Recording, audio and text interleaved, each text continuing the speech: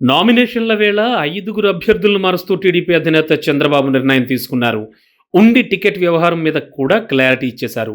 ఇక్కడి నుంచి రఘురామ పోటీ చేసేందుకు లైన్ క్లియర్ చేశారు. ఇప్పటికే ఉండి టికెట్ను సిట్టింగ్ ఎమ్మెల్యే రామరాజుకు ఇవ్వగా ఆయన్ను తప్పించి ఇప్పుడు ఆ స్థానంలో రఘురామను బరిలో దింపుతోంది టీడీపీ. ఇదే ఇప్పుడు కొత్త చర్చకు కారణమవుతోంది. నిజానికి ఉండి టికెట్ కోసం ముగ్గురు రాజుల మధ్య చిన్నపాటి యుద్ధమే కనిపించింది. శివరామరాజు, రామరాజు, రఘురామరాజు ఈ త్రయంలో ఫైనల్గా ట్రిపుల్ సక్సెస్ అయ్యారు. శివరామరాజు ఇండిపెండెంట్గా బరిలో ఉండేందుకు రెడీ కాగా రామరాజు పరిస్థితి ఏంటి? రఘురామకు సపోర్ట్ చేస్తారా లేదా అనేది $1,000,000 ప్రశ్నగా మారింది.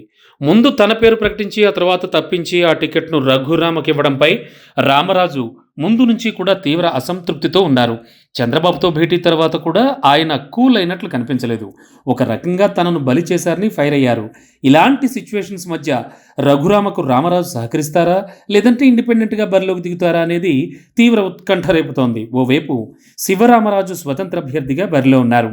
అలాంటిది ఇప్పుడు రామరాజు కూడా ఇండిపెండెంట్గా పోటీ చేస్తే రఘురామకు ఇబ్బందులు తప్పవనే చర్చ జరుగుతోంది. మరిప్పుడు టీడీపీ రామరాజును ఎలా కూల్ చేస్తుంది అనేది ఆసక్తికరంగా మారింది. చంద్రబాబు హామీలకు రామరాజు ఒప్పుకుంటారా లేదంటే రెబెల్గా మారతారా అన్నది టెన్షన్ పుట్టిస్తోంది.